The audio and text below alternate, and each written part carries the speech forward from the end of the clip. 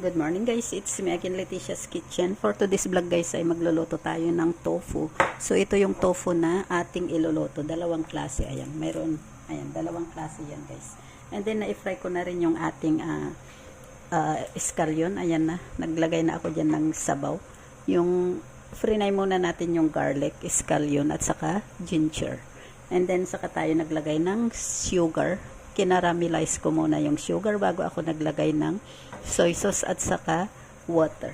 And then ngayon maglalagay tayo ng rice wine, black pepper,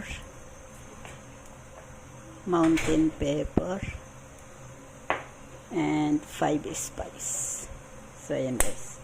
Ayan na yung ating sauce para sa ating tofu. So ngayon ilalagay na natin yung ating tofu.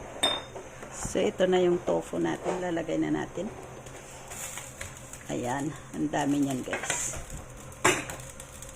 Ayan yung tofu. Dalawang klase ng tofu. Ayan. So, bali, ano yan, guys. Nabili ko na fry na yung tofu. So, ngayon ilalagyan lang natin ng sauce. So, ayan lang, guys. Pakuluan lang natin hanggang sa medyo kumaunti yung, ano niya, yung sabaw niya. So, ito na guys yung ating tofu. Luto na siya. Ayan. Ready to serve na yan guys. Nag-less na yung sabaw niya. Ayan. So, yung nakasabaw niya ay medyo kaunting sticky. Ayan guys. Wow. Ang sarap nito guys. So, ayan lang guys. Thank you for watching. Please don't forget to click like and share. Thank you. Bye-bye. God bless.